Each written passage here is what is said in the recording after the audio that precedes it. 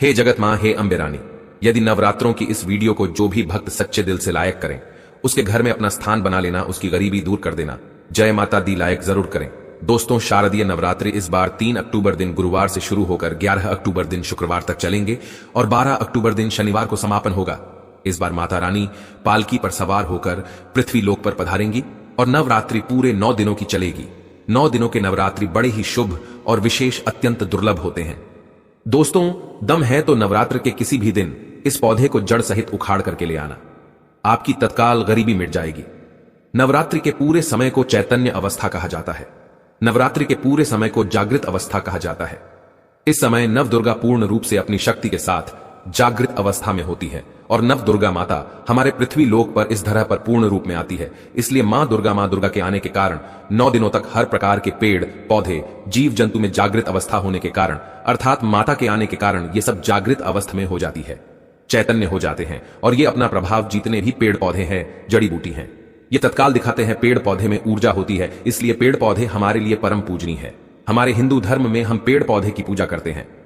जैसे कि आपने देखा होगा, जो माता बहनें होती है वट सावित्री का व्रत रखती हैं और पीपल की पूजा करती हैं, बरगद की पूजा करती है। अब बरगद की पूजा क्यों करते हैं? क्योंकि हमारे पुराणों में पेड़ पौधे को अध्यात्म का देवता कहा गया है। पेड़ पौधे में देवी देवताओं के अंश बसते हैं, देवी देवताओं के प्राण बसते हैं, इसलिए हमें पेड़ पौधे की पूजा करना चाहिए। देखिए, जो पेड़ पौधे हैं हमें मुफ्त में प्राण वायु प्रदान करते हैं। पेड़ पौधे से ही ये सारे चराचारी जितनी भी दुनिया है चल अचल कैसे चल रही है। जैसे कि समय में बारिश का होना, वातावरण को संतुलन बनाए रखना, ये सब पेड़ पौधों के कारण ही हो पा रहे हैं। तो नवरात्रि के समय में, रात के समय में ऐसा कौन सा पौधा है जिसे उखाड़ कर लाना है, जिससे आपकी गरीबी तत्काल मिटेगी? मैं आप लोगों को जबरदस्त चमत्कारी पौधा के बारे में बताऊंगा। वीडियो में आगे बताने से पहले, जानकारी बताने से पहले, अगर आज की वीडियो मिस कर दिए तो फिर बाद में आपको रोना पड़ेगा, पछताना पड़ेगा। क्योंकि नवरात्रि पर्व ही एक ऐसा समय होता है जिस समय में पेड़ पौधे जड़ी बूटी पूर्ण रूप से जागृत अवस्था में होती है। मैं हर दिन वीडियो में बताता हूं कि जागृत चीज ही हमेशा प्रभाव दिखाती है। उसमें चैतन्य होना जरूरी है, उसमें प्राण डालना, शक्ति डालना जरूरी होता है। और नवरात्रि के समय में कोई भी पेड़ पौधे लाते हैं तो आपको मंत्र जाप करने की जरूरत नहीं पड़ती, उसे सिद्ध करने की जरूरत नहीं पड़ती। वो पेड़ पौधा स्वयं नवरात्रि के समय में मां नवदुर्गा होने के कारण, नवदुर्गा के पर्व होने के कारण स्वयं सिद्ध हो जाते हैं। बस नवरात्र के समय में ये पेड़ पौधे को आपको अपने घर में लाना चाहिए। तो कौन से ऐसे पौधे हैं जिस पौधे को घर में लाने से व्यक्ति की गरीबी मिटती है, दुर्भाग्य दूर होता? इस वीडियो में मैं आप लोगों को सारी जानकारी आपको बताऊंगा। आइए वीडियो में जानते हैं कौन से पौधों को हम नवरात्रि के समय में लाना चाहिए। प्रथम पौधे है शाहदेवी। अभी मैं आप लोगों को सहदेवी की जानकारी बता रहा हूं, ध्यान से सुनना। अगर अभी तक वीडियो को लाइक नहीं किए तो वीडियो को लाइक जरूर करना। देखिए, शाहदेवी जो है, अगर आप किसी भी प्रकार के, जैसे कि दैविक और शारीरिक किसी भी प्रकार के कष्ट हैं, आप चाहते हैं इससे तत्काल दूर करना, तो रामबाण से भी अमोघ ये तीव्र रूप से काम करते हैं। सहदेवी का पौधा दैहिक, दैविक और भौतिक ये सभी प्रकार के कष्टों को तत्काल दूर करती है। तंत्र शक्ति एवं ध्यान से सुन्न तंत्र शक्ति एवं भौतिक सुखों को प्रदान करने के कारण इस पौधे का नाम देवी पद से प्राप्त मिला है। इसे शाहदेवी कहा जाता है। ये सभी वनस्पतियों की देवी हैं, मां है, इसलिए इस पौधे को शाहदेवी कहा जाता है। आपको समझ में नहीं आ रहा है शाहदेवी का पौधा कैसा होता है, तो आप हमारे वीडियो को देख लीजिए। इस प्रकार से हमारे वीडियो में देख लीजिए। इसी को बोलते हैं शाहदेवी का पौधा। अगर आप गांव में रहते हैं, बहुत आसानी से इस पौधे को देखने को मिल जाते हैं। शहर में रहते हैं तो कई जगह जो बंजर जमीनें रहती हैं, जहां पे खेती वगैरह नहीं होती, वहां पे ये पौधे बिना उगे ही उग जाते हैं। नवरात्रि में आप कहीं पे ग्रामीण इलाकों में रहते हैं, खेती खलियाने में चले जाइए, या फिर जो नहर वगैरह होती है या फिर जो नदी के किनारे होती हैं, वहां पे पौधे बहुत आसानी से मिल जाते हैं। शहर में रहते हैं फिर भी ये ढूंढने से मिल जाते हैं।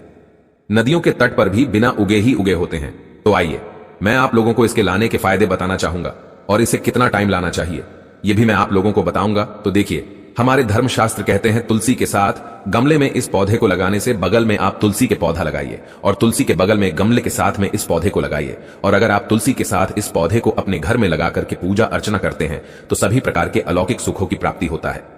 तुलसी के पौधे के पास लगा देते हैं तो फिर इसके जो प्रभाव है कई गुना बढ़ जाते हैं, क्योंकि इस पौधा को साक्षात मां दुर्गा की स्वरूप कहा जाता है, इसलिए इसे देवी पद प्राप्त है। ये सभी प्रकार की बीमारी को दूर करने में समर्थ है, ये सभी प्रकार के सिद्धियों को देने वाला कहे गए हैं। कभी इसके बारे में आप लोगों को जो पुराणों में जानकारी लिखा है, जैसे कि हमारे वनस्पति इसमें जानकारी लिखे हैं, हमारे तांत्रिक जो बुक है उसमें जानकारी लिखे हैं, उसके बारे में आप लोगों को अच्छी सी वीडियो बना करके बता दूंगा। चलिए, मैं आप लोगों को इसके अनगिनत एवं चमत्कारी प्रयोग बताने का प्रयास करूंगा। तो तकिए ये के नीचे इसकी जड़ को रखने से बहुत से लोग, आप में से लोग बोलते हैं ना कि गुरुजी हमें नींद नहीं आती, तो तकिए के नीचे इसके जड़ को रखने से गहरी नींद आती है। या फिर इसको बेड के नीचे इसके पौधे को रखने से आपको बिल्कुल ही गहरी नींद आना शुरू हो जाएगी। अनिद्रा की बीमारी को दूर करने का ये रामबाण पौधा है। इसे हाथ में रख करके कोई भी मंत्र जपते हैं तो जल्दी सिद्धि की प्राप्ति होती है।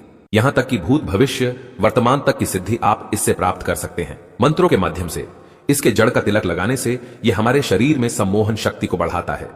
अगर आप किसी को वशीकरण करना चाहते हैं, अगर आप कोई बड़े पद में हैं, आप चाहते हैं कि सब लोग आपको देख करके मोहित हो जाए, या फिर आप प्रवचन करते हैं, आप चाहते हैं कि आपकी बात हर कोई सुने, तो इनके तिलक लगा करके आप जो है सभा में जाइए। लोग आपके तरफ मोहित हो जाएंगे, आप ही को देखेंगे, आपकी बात को मानेंगे, यानी आपके बंधन में बंध जाएंगे। हमारे धर्मशास्त्र कहते हैं, कौन से धर्मशास्त्र? जैसे वनस्पति शास्त्र है, इसमें लिखा है कमर में बांध करके, अगर इसे कमर में बांध लिए जाए, लाल कलर की कपड़े में लपेट करके और संबंध बनाया जाए तो ये वीर्य का स्तंभंध करता है। तिजोरी में भी इसको रखने से धन की बढ़ोतरी होता है। कैसा भी कंगाल घर हो, अगर तिजोरी में इसकी जड़ को रखा जाए तो ऐसे घर धन दौलत से परिपूर्ण बन जाता है। और आप सभी दर्शकों को बताना चाहूंगा, इस पौधे को घर में लगाने से तंत्र मंत्र शक्ति नहीं लगती। इसकी जड़ मुख में रखने से अदृश्य शक्ति दिखाई देती है। आप में से हमसे अधिकतर लोग बोलते हैं ना कि गुरुजी हमें अदृश्य शक्ति देखना है। हमें अदृश्य शक्ति किस प्रकार दिखाई देगा?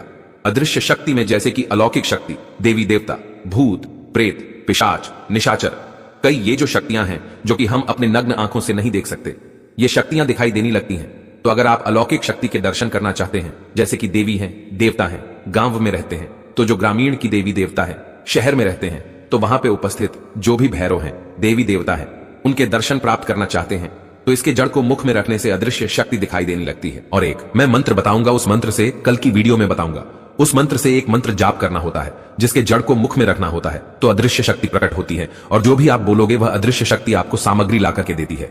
इसके जो जड़ है, इसके जो पौधे हैं, रात 12 बजे के बाद नवरात्रि के किसी भी टाइम में आप ला सकते हैं, क्योंकि नवरात्रि के टाइम में रात्रिकालीन का सबसे ज्यादा महत्व होता है। 12 बजे के बाद में लाते तो जो दुर्गा माँ की जो संपूर्ण शक्ति है रात्रि के समय में जागृत अवस्था में पूर्ण रूप से होती है। तो 12 बजे के बाद नवरात्रि के किसी भी दिन में इस पौधे को जड़ सहित आपको उखाड़ करके ले आना है और ला करके आपको अपने घर में इसे गमले में लगा देना है।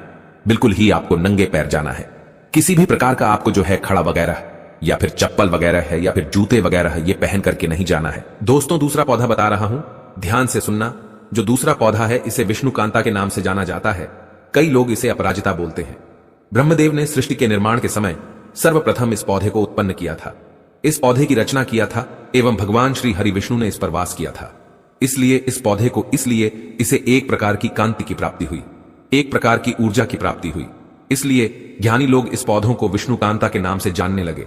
इसे अपराजिता का नाम क्यों बोलते हैं? इसके गुण ही हैं, ये आपके शत्रु से सबको अपराजित रखता है, कभी भी आपको यह पराजय नहीं होने देता। इसको घर में लगाने से कौन कौन सी चमकदारी शक्तियां की प्राप्ति होती है, तो आइए जानते हैं। देखिए, इसे मुख में दबा करके अगर आप अपने शत्रु से लड़ने के लिए जाते हैं, अगर सैन्य वर्ग के हैं, जैसे कि सेना वर्ग के हैं, और आप शत्रु से लड़ने के लिए जाते हैं, तो ये शत्रु को पराजित करता है। या फिर आपको कोई शत्रु अनावश्यक तंत्र बाधा करते हैं, परेशान करते हैं, तो इसकी जड़ को भी मुंह में दबा करके रखने से आपके शत्रु पराजित हो जाते हैं। उनकी विद्या उन्हीं पर वापस हो जाती है। इसे सिद्ध करके हाथ में बांध करके युद्ध किया जाए। और अगर कोई व्यक्ति आपको तलवार से मारते हैं, तब भी तलवार का कोई असर आप पर नहीं पड़ेगा। लेकिन एक मंत्र होता है, उसे आपको सिद्ध करना होता है। यह पौधा लक्ष्मी को प्रिय होने के कारण अगर आपको पौधा नवरात्रि के समय में घर में लगा करके रखते हैं तो सुख, संपत्ति एवं नाना प्रकार के भोग की प्राप्ति होता है। पेड़ पौधे को आप साधारण मत समझना। ये जो पौधा है विष्णुकांता, जिसे हम अपराजिता बोलते हैं, साक्षात मां लक्ष्मी के स्वरूप हैं। इसमें स्वयं लक्ष्मी जी बसती हैं। नवरात्रि में इस पौधे को घर में लगाने से जैसे जैसे इस पौधे में वृद्धि होती है, जैसे जैसे इस पौधे का आकार बढ़ता है, जैसे जैसे इस पौधे में फल फूल आते हैं, वैसे वैसे व्यक्ति के घर में धन्य धान की प्राप्ति होती है। व्यक्ति के घर में धन दौलत की बढ़ोतरी होती है। इस पौधे के पुष्प नवरात्रि के पंचमी दिन ध्यान से सुनिए। इस पौधे के पुष्प नवरात्रि के पंचमी के दिन स्कंद माता को चढ़ाने से सभी प्रकार की सिद्धि एवं भोगों की प्राप्ति होती है। अगर आप चाहते हैं आपको वो सभी प्रकार की भोगों की प्राप्ति हो जाए, सभी प्रकार की सिद्धियों की प्राप्ति हो जाए, तो नवरात्रि के पंचम दिन इस पौधे की सफेद कलर के पुष्प माता स्कंद को चढ़ा देना। हम 101% गारंटी आपको देते हैं। इसके पुष्प चढ़ाने के बाद माता आपसे प्रसन्न हो जाएंगी और आपको सभी प्रकार के अलौकिक सुख प्रदान करेंगी, सभी प्रकार के आपके मनोरथ को पूर्ण करेंगी, सभी प्रकार के आपको कामना, आपकी जो कामना है उस कामना को सिद्ध करेंगी। ये पौधा नवरात्र में सूर्य उदय से पहले लाना होता है। इस पौधे को नवरात्र के समय में सूर्योदय से पहले लाने का विधान है। तो दोनों पौधे को लाने से पहले हमने आज की इस वीडियो में 2 पौधे बताए हैं, चमत्कारिक पौधे। ये दोनों पौधे नवरात्रि के समय में आप किसी भी दिन ला सकते हैं। तो ये दोनों पौधे लाने से पहले उन्हें अक्षत धूप दीप दिखा करके आपको इसे अपने साथ चलने की प्रार्थना करें। इसे निमंत्रण देने की कोई जरूरत नहीं। नवरात्र के समय में आप किसी भी टाइम में ला सकते हैं। बस आपको निमंत्रण इस प्रकार से देना है, आपको दूध रख लेना है, अक्षत रख लेना है और आपको प्रार्थना करना है कि हे औषधीय महाराज, मैं आपको इस कार्य हेतु ले जाने आया हूं, या फिर हे देवी माता, मैं आपको इस कार्य के लिए ले जाना आई हूं। इस प्रकार की प्रार्थना बोलना है। गरीबी मिटाना है तो गरीबी बोल सकते हैं। आप चाहते हैं कि आपके घर में सुख, संपत्ति, धन, वैभव की प्राप्ति हो तो इस पौधे को बोल सकते हैं, हे वृक्ष, या फिर हे औषधि महाराज, या फिर हे माता, मैं आपको अपने घर में अलौकिक सुखों की प्राप्ति हेतु ले जाने आया हूं। कृपा पूर्ण शक्ति के साथ आप मेरे साथ चले। इस प्रकार से प्रार्थना करते हुए आपको अक्षत चढ़ा देना है और वहां पे थोड़ा सा दूध दीप दिखा देना, वहां पे एक दीपक जला देना और प्रार्थना करते हुए जड़ सहित इस पौधे को उखाड़ करके ले आना और ला करके आपको दूसरे दिन अपने घर में गमले में इसे लगा देना। आप यकीन माने ये पौधे जब तक आपके घर में लगे रहेंगे, आपके घर के वातावरण को शुद्ध रखेंगे। आपके घर में किसी भी प्रकार का तंत्र बाधा नहीं लगेंगे। आपके घर को लक्ष्मी कभी भी नहीं आएंगी।